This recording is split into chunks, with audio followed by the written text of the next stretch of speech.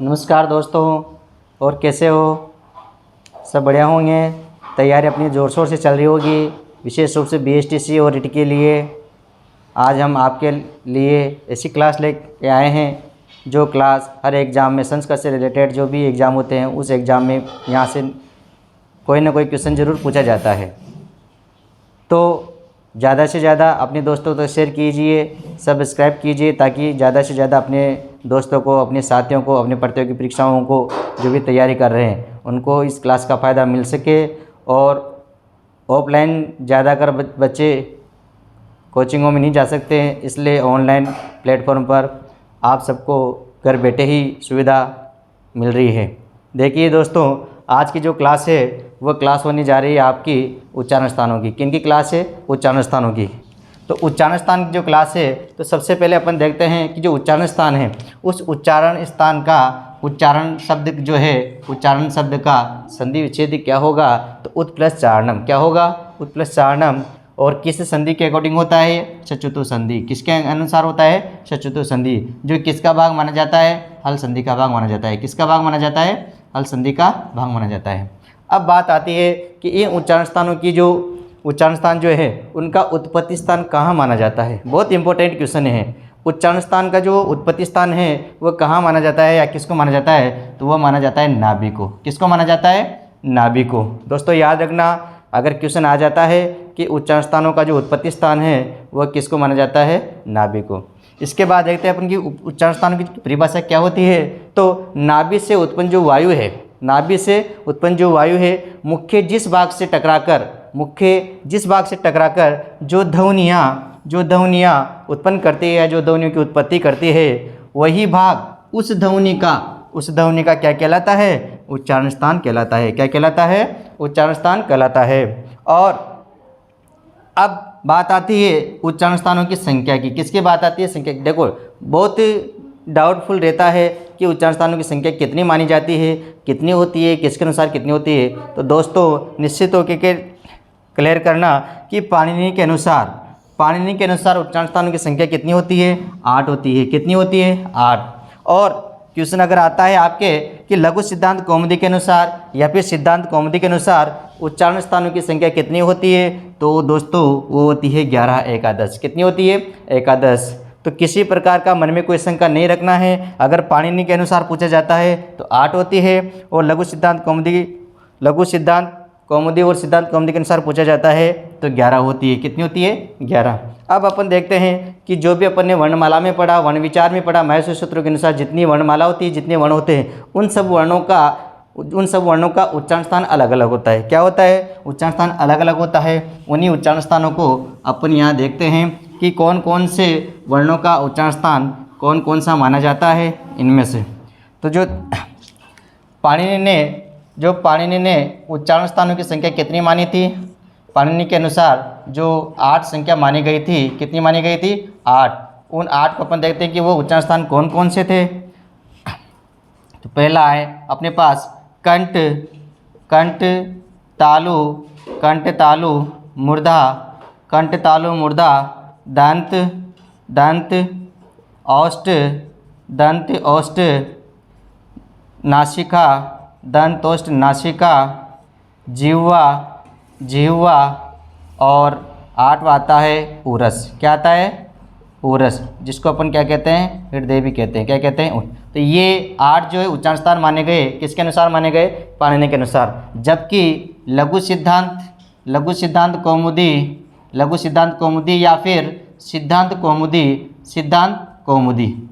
लघु सिद्धांत कौमुदी किसका ग्रंथ है? वरदराज आचार्य का। किसका ग्रंथ है? वरदराज आचार्य का ग्रंथ है। और सिद्धांत कौमुदी किनका ग्रंथ है? भट्टोजी दीक्षित का। किनका ग्रंथ है? भट्टोजी दीक्षित का। इसलिए दोस्तों याद रखना, अगर लघु सिद्धांत कौमुदी या सिद्धांत कौमुदी नहीं पूछ करके वो पूछे जाते हैं कि वरदराज आचार्य के अनुसार उच्चारण स्थानों की संख्या कितनी होती है, तो भी आपको कितनी लगानी है? 11 ही लगानी है। कितनी लगानी है? 11। या फिर वही पूछते हैं कि भट्टोजी दीक्षित के अनुसार कितनी होती है, तो वो भी कितनी लगानी है? आपको 11 ही लगानी है। अब भट्टोजी दीक्षित और वरदराज आचार्य ने कितने माने हैं? 11 माने हैं। तो कौन कौन से होते हैं? देखिए, कंठ तालु मूर्धा, दंत दंत औष्ठ दंत औष्ठ दंत औष्ठ नासिका नासिका जिह्वा जिह्वा जिह्वा कंठतालु कंठतालु कंठतालु कंठोष्ठ कंठोष्ठ कंठोष्ठ दंतोष्ठ दंतोष्ठ और मुखनासिका। इस प्रकार इन्होंने उच्चारण स्थानों की संख्या जो 11 है वो 11 मानी है। दोस्तों याद रखना कि वरदराज आचार्य ने कौन से उच्चारण स्थान को नहीं माना है या फिर भट्टोजी दीक्षित के अनुसार कौन सा उच्चारण स्थान नहीं आता है लेकिन वो पाणिनि के अनुसार आता है। तो दोस्तों याद रखना क्या कि जो उरस नामक उच्चारण स्थान है, कौन सा उरस नामक उच्चारण स्थान को केवल और केवल किसने माना है? पाणिनि ने माना है। किन्होंने माना है? पाणिनि ने। लेकिन वरदराज आचार्य और भट्टोजी दीक्षित के अनुसार उरस नामक उच्चारण स्थान को नहीं मानते हैं। तो ये तो थे उच्चारण स्थानों का विभाजन। अब देखते हैं कि कौन कौन से वर्णों का उच्चारण स्थान क्या क्या होता है। तो उठा लीजिए अपनी कॉपी और बना लीजिए एक टेबल, उसमें आपको सारी संपूर्ण जानकारी एक संक्षिप्त रूप में प्राप्त हो जाएगी। पहला है जैसे अपन क्रम संख्या, इसके बाद उच्चारण स्थान, इसके बाद उच्चारण स्थान, और यहाँ पर लगाते हैं अपन परिभाषा सूत्र, परिभाषा सूत्र, परिभाषा सूत्र। इसके बाद देखते हैं अपन परिभाषा सूत्र के बाद वर्ण का प्रकार, वर्ण का प्रकार। अब देखिए दोस्तों, देखिए पहला जो उच्चारण स्थान अपना आता है वो आता है कंठ। कौन सा आता है? कंठ आता है। कौन सा आता है? कंठ। कंठ एक परिभाषा सूत्र के माध्यम से अपन इसको याद करेंगे। अकुह अकुह विसर्जनीयानाम, अकुह विसर्जनीयानाम, अकुह विसर्जनीयानाम कंठः, अकुह विसर्जनीयानाम कंठः। अब देखिए दोस्तों कि इस सूत्र के अंतर्गत कौन कौन से वर्ण आते हैं। तो देखिए अ का स वर्ण आ, तो अ और आ दोनों हैं। अब यहाँ बात आती है कि कु का मतलब क्या है, तो मैं आपको बता देता हूँ कि कु वर्ग कितने होते हैं? 5। कु चु टु तु पु एते उदितः, तो वर्ग कितने होते हैं? 5। इनको अपन क्या कहते हैं?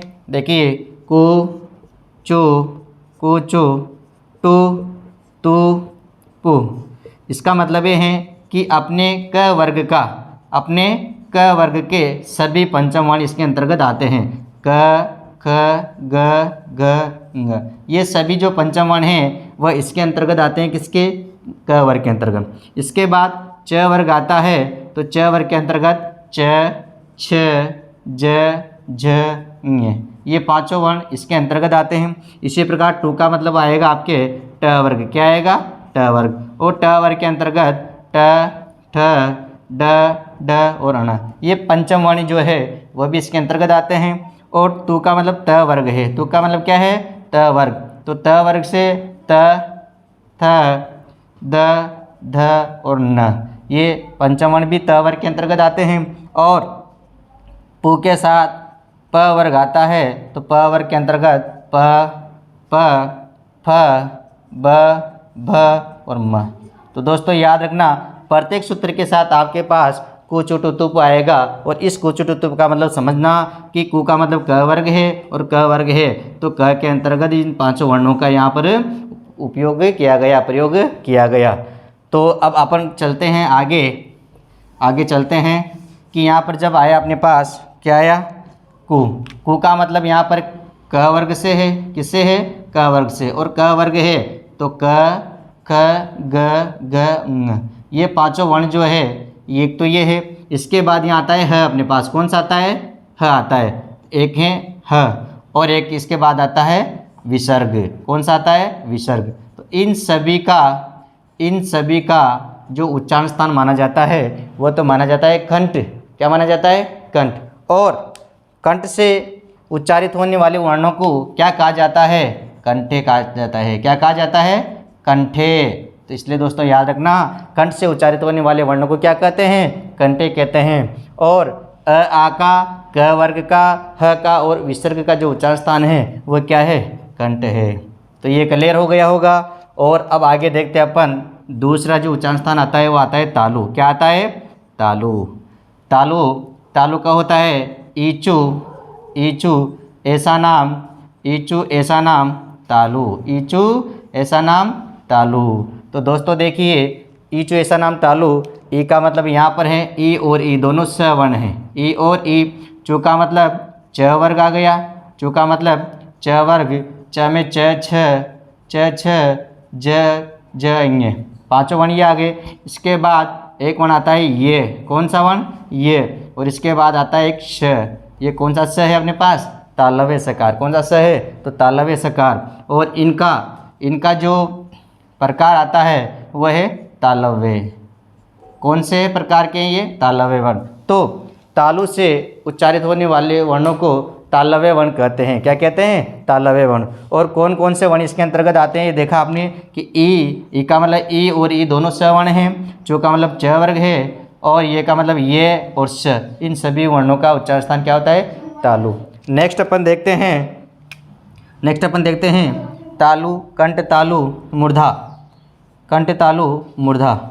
मूर्धा के अंतर मूर्धा लृतु, लृतु, लृतु,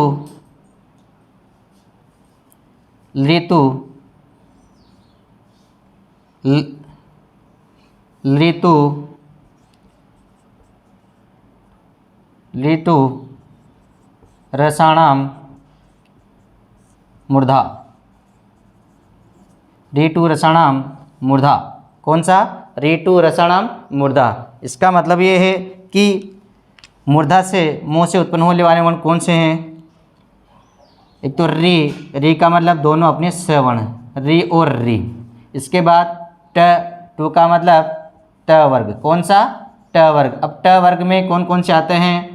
ट, ठ, ड, ढ और ण, पंचम वर्ण ये। और इसके बाद एक वर्ण आता है आपके, कौन सा? र। कौन सा वर्ण आता है? र। एक ये र और एक आता है आपके पास स। कौन सा वर्ण? स। तो इस प्रकार अपन इनको कौन से वर्ण कहेंगे? मूर्धन्य वर्ण। कौन से वर्ण कहेंगे? मूर्धन्य वर्ण। कौन से वर्ण कहेंगे? मूर्धन्य वर्ण कहेंगे। कौन से वर्ण कहेंगे? मूर्धन्य वर्ण कहेंगे। अब देखिए दोस्तों कि मूर्धन्य वर्ण कौन कौन से होते हैं? तो रे भी मूर्धन्य वर्ण है, र भी मूर्धन्य वर्ण है, और श। सबसे बड़ी बात आती है कि यहाँ पर आप देख रहे हो कि एक तो आया था यहाँ पर ये वाला स, जिसको तालव्य सकार कहते हैं। एक आया यहाँ पर अपने पास कौन सा स? ये वाला स, जिसको मूर्धन्य सकार कहते हैं। और एक आगे जो त वर्ग के साथ आता है उसको अपन देखते हैं, वो कहलाता है दंत्य सकार। कौन सा? दंत्य सकार। आगे देखते हैं, चौथा आता है अपने पास दंत। कौन सा आता है चौथा? दंत। दंत, दंत में लृतु, लृतु लसानाम, लृतु लसानाम दंतः, लृतु लसानाम दंतः। अब इसके अंतर्गत कौन कौन से वर्ण आते हैं? लृ। कौन कौन से वर्ण आते हैं? लृ। और तू के अंतर्गत त, तू के अंतर्गत त वर्ग, त वर्ग में त, थ, द, ध और न, त, थ, द, ध, न। और इसके साथ आता है अपने पास एक आता है ल। क्या आता है? ल। और एक आता है श। कौन सा? स। इस प्रकार इनको कौन से वर्ण कहेंगे अपन? इनको कहेंगे कौन से वर्ण? दंत्य वर्ण। कौन से वर्ण? दंत्य वर्ण। कौन से वर्ण कहेंगे? दंत्य वर्ण। तो ये यहाँ पर देखिए, ये जो स है, ये जो सकार है, इस सकार को कहते हैं अपन दंत्य सकार। तो दोस्तों याद रखना, एक अपने पास तीन स आए हैं, स, स और श। इनको बोलते हैं, इस सकार को बोलते हैं। तो इस सकार का उच्चारण स्थान कौन सा होता है? कौन सा होता है? इनका तालव्य सकार। कौन सा? ये तालव्य सकार आता है। इसके बाद ये वाला जो स है, ये वाला जो स है, इस स को कहते हैं अपन, इस सकार को कहते हैं कौन सा? मूर्धन्य सकार। कौन सा? मूर्धन्य सकार। कौन सा सकार कहते हैं? मूर्धन्य सकार। और इस स को, जो ये सकार है, इस स को अपन कौन सा सकार कहते हैं? दंत्य सकार। कौन सा सकार कहते हैं? दंत्य सकार। तो ये तीनों स है, तीनों स का उच्चारण स्थान अलग अलग होता है और इनका वर्ग के साथ भी संबंध अलग होता है। तो इस स के साथ अपन ने देखा च वर्ग आया, इस स के साथ कौन सा वर्ग आया? च वर्ग आया। इस स के साथ ट वर्ग आया, कौन सा वर्ग आया? ट वर्ग आया। और इस स के साथ ट वर्ग आया। जब भी अपन आगे संधि पढ़ेंगे, जो संधि पढ़ेंगे, व्यंजन संधि, जो हल संधि पढ़ेंगे, उस संधि में भी इनका बहुत महत्व होता है। इसलिए दोस्तों याद रखना, अपनी कॉपी में नोट कीजिए, बहुत इंपॉर्टेंट चीज़ है ये। च वर्ग के साथ सकार आता है, तालव्य सकार, और ट वर्ग के साथ मूर्धन्य सकार आता है, और त वर्ग के साथ दंत्य सकार आता है। तो ये चार अपन ने उच्चारण स्थान पढ़े और चारों के अंतर्गत कौन कौन से वर्ण आते हैं ये अपन ने देखा। नेक्स्ट अपने पास आता है अपने पास पांचवा कंठ मूर्धा औष्ठ। क्या आता है? औष्ठ। औष्ठ में देखते हैं अपन उपुद मान्यानाम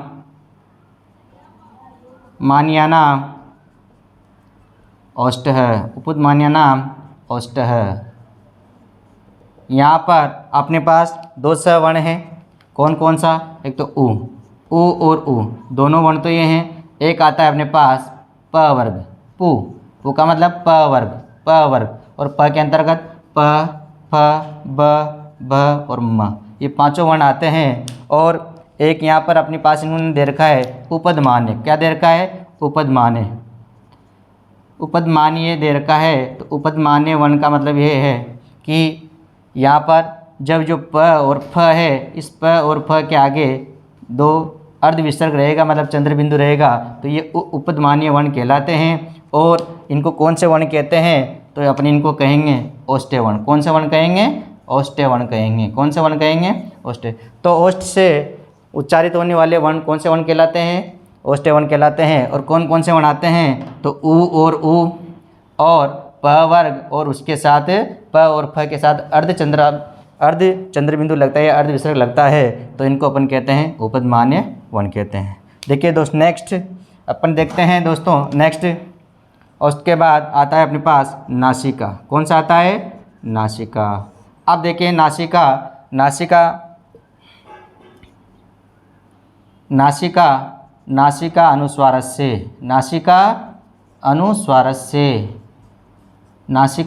अनुस्वारस्य। अब नासिका से कौन सा वो वर्ण आता है? वो केवल और केवल आता है अनुस्वार वर्ण। कौन सा वर्ण आता है? अनुस्वार वर्ण, जो उत्पन्न किससे होता है? नासिका से। और इसको क्या कहते हैं अपन? नासिके वर्ण कहते हैं। क्या कहते हैं इसको? नासिके वर्ण कहते हैं। इसको क्या कहते हैं? नासिके वर्ण कहते हैं। नासिके वर्ण। तो केवल और केवल नासिका से उच्चारित होने वाला वर्ण कौन सा है? वह है अनुस्वार। कौन सा है? अनुस्वार। अब देखते हैं अपन सातवां जो स्थान आता है, जो सातवां स्थान आता है वो आता है जिह्वा। कौन सा आता है? जिह्वा। और यहाँ पर दे रखा है जिह्वा मूल्य से जिह्वा मूलम।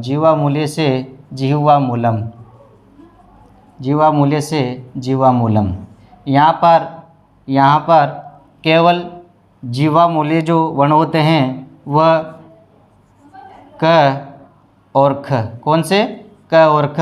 इनसे पहले अगर अर्ध चंद्र बिंदु या अर्ध विसर्ग रहेगा तो इन वर्णों को अपन कौन से वर्ण बोलते हैं? जिह्वा मूल्य वर्ण बोलते हैं। कौन से वर्ण बोलते हैं? जिह्वा मूल्य वर्ण बोलते हैं। तो ध्यान रखना दोस्तों, ये बहुत कम पूछा जाता है, लेकिन अगर आ भी जाता है कि क और ख के आगे अगर चंद्र बिंदु रहते हैं, अर्ध विसर्ग रहते हैं, तो उनको कौन से वर्ण कहते हैं? जिह्वा मूल्य वर्ण कहते हैं। नेक्स्ट अपने पास आता है अब आठवां, वो आता है कंठ तालु। कौन सा आता है? कंठ तालु। कौन सा आता है? कंठ तालु। देखिए दोस्तों, कंठ तालु के अंतर्गत एदैतो कंठ तालु, ये यहाँ पर संयुक्त उच्चारण स्थान है। एदैतो कंठ तालु, इसके अंतर्गत ए और आई दो वर्ण आते हैं। कौन से वर्ण आते हैं? ए और ऐ, जिनको कौन से वर्ण कहते हैं? कंठ तालव्य वर्ण कहते हैं। कौन से वर्ण कहते हैं? कंठ तालव्य वर्ण कहते हैं। कंठ तालव्य वर्ण कहते हैं। दोस्तों देखिए, जब संयुक्त उच्चारण स्थान कंठ तालु और कंठोष्ठ पूछा जाता है, कंठ तालु और कंठोष्ठ पूछा जाता है, तो विद्यार्थियों के मन में बहुत शंका रहती है कि इसका कंठ तालु होता है या कंठोष्ठ होता है। तो इसका विश्लेषण कर लीजिए। विश्लेषण ए किससे बनता है? अ प्लस ई से। किससे बनता है? अ प्लस ई से। और अ का उच्चारण स्थान अपने ऊपर पड़ा, क्या पड़ा? कंठ। क्या पड़ा? कंठ। और ई का उच्चारण स्थान भी पड़ा अपने क्या? तालु। क्या पड़ा? तालु। तो इन दोनों को मिलाकर के अ और ई को मिलाकर ए बनता है। तो अ का तो कंठ है, ई का तालु है, और दोनों को मिलाकर क्या कहेंगे? कंठ तालु कहेंगे। क्या कहेंगे? कंठ तालु। तो कोई डाउट अपनी क्लियर की कर लीजिए कि जब ए है, ए और ए आता है तो विश्लेषण कर लो, और विश्लेषण करने के बाद कंठ और तालु, तो इनका उच्चारण स्थान हो जाएगा कंठ तालु। नेक्स्ट आता है अपने पास कंठोष्ठ। क्या आता है? कंठोष्ठ। देखिए कंठोष्ठ में औदैतो कंठोष्ठ, औदैतो कंठोष्ठ, औदैतो कंठोष्ठम। अब देखिए इसके अंतर्गत कौन कौन से वर्ण आते हैं। एक तो आता है अपने पास ओ और एक आता है औ। एक तो आता है ओ और एक आता है औ, दोनों वर्ण आते हैं। तो यहाँ पर भी इनका विश्लेषण कर लो। ओ, अ और उ, अ और उ मिलकर के क्या बनता है? ओ बनता है। तो अ का उच्चारण स्थान क्या था अपने पास? कंठ था। क्या था? कंठ। और उ का क्या था? ओष्ठ था। क्या था? ओष्ठ। तो दोनों को मिला करके क्या हो गया? क्या हो गया यहाँ पर? कंठोष्ठ। और इनको कौन से वर्ण कहेंगे? कंठोष्ठे वर्ण। कौन से वर्ण कहेंगे? कंठोष्ठे वर्ण कहेंगे। तो याद रखना, आपका डाउट क्लियर हो जाएगा कि ए और ओ का विश्लेषण कर लीजिए, और विश्लेषण करने के बाद कंठ और तालु और कंठोष्ठ में आपका क्लियर हो जाएगा। नेक्स्ट अपना 10वां जो स्थान आता है, 10वां जो स्थान आता है, देखते हैं दंतोष्ठ। कौन सा आता है? दंतोष्ठ। दंतोष्ठ।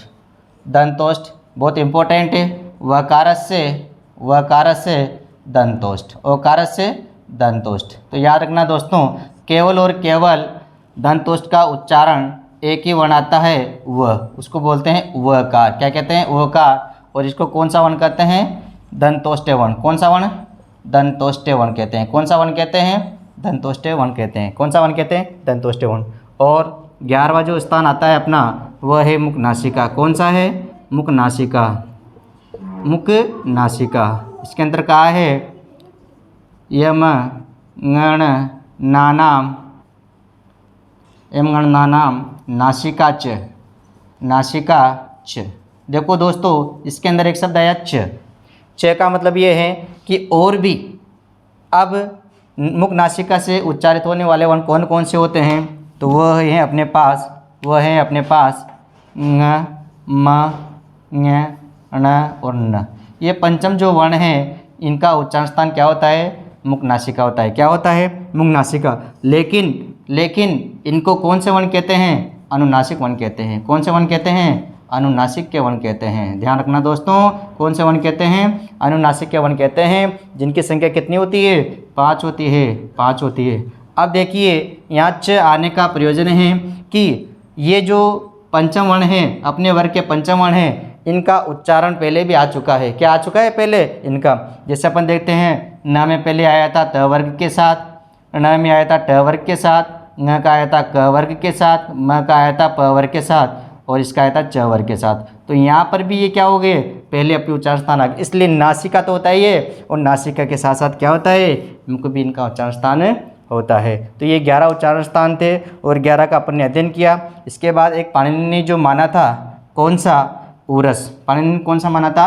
ऊरस। ऊरस नामक जो उच्चारण स्थान माना है, उसको भी अपन देखते हैं कि कौन कौन से वर्ण उसके अंतर्गत आते हैं। तो जो ऊरस है, ऊरस मतलब हृदय, इनका उच्चारण स्थान अपन देखते हैं कि ऐसे वर्ण जिनका उच्चारण करते समय हृदय से कोई कंपन उत्पन्न होता है। क्या होता है? कंपन उत्पन्न होता है, या एक गूंज उत्पन्न होती है। ऐसे वर्णों को अपन क्या कहते हैं? ऊरस नामक उच्चारण ऊरस कहते हैं। और ऐसे जो है वह संयुक्त रूप से, ऐसे वर्ण संयुक्त रूप से आते हैं। इनमें जिसे ह के साथ संयुक्त रूप से 5 वर्णों का उच्चारण स्थान होता है। अब ह के साथ वो 5 वर्ण हैं, ये म, न, ल, व। ये 5 वर्ण ऐसे हैं जिनका ह के साथ संयुक्त रूप से उच्चारण अगर होता है तो हृदय से गूंज या कंपन उत्पन्न होता है। तो जैसे देखते हैं अपन ह के साथ अगर अपन लेते हैं, ये लेते हैं, ह के साथ ये लेते हैं, तो और इसी प्रकार ह के साथ अपन म लेते हैं, इसी प्रकार ह के साथ अपन न लेते हैं, और ह के साथ ल लेते हैं, और यहाँ पर ह के साथ अगर अपन व लेते हैं तो यहाँ पर अलग अलग उच्चारण स्थान प्राप्त होते हैं। कौन से अलग अलग उच्चारण स्थान प्राप्त होते हैं? जिनमें अपन देखते हैं बाह्य। कौन सा? बाह्य। ऐसा शब्द आता है, ह के साथ ये आता है तो बाह्य कंपन उत्पन्न होता है। इसी प्रकार ह के साथ म आता है तो ब्रह्म। कौन सा? ब्रह्म। कौन सा? ब्रह्म। और इसी प्रकार ह के साथ न आता है तो आह्वान। क्या आता है? आह्वान। क्या आता है? आह्वान। क्या आता है? आह्वान। आह्वान।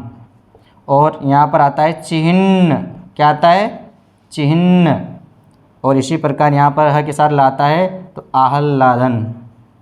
आह्लादन। इस प्रकार इन 5 वर्णों का जो उच्चारण स्थान माना जाता है वो उर्स माना जाता है। केवल इनको पाणिनि ने माना था। किनको माना था? पाणिनि माना था, और इनका उच्चारण स्थान ये होता है।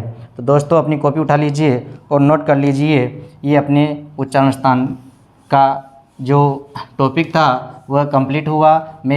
मैं मानता हूँ कि आपको इस टॉपिक से अंदर, इस क्लास से बहुत कुछ सीखने को मिलेगा। और हर एग्ज़ाम में यहाँ से कोई ना कोई क्वेश्चन आता है, इसलिए अपने दोस्तों को बताइए कि संस्कृत बाय MK सर के नाम से एक बहुत अच्छी क्लास आपको प्राप्त हो रही है। उसको ज़्यादा से ज़्यादा सब्सक्राइब कीजिए, अपने दोस्तों को व्यूज़ बताइए ताकि ज़्यादा से ज़्यादा क्लास का फ़ायदा उठा सके। और आने वाला जो BSTC एग्ज़ाम है उसमें ये आपके लिए कारगर साबित होगा। और अधिक से अधिक लाइक कीजिए। जय हिंद भारतम, जय हिंद संस्कृतम। धन्यवाद।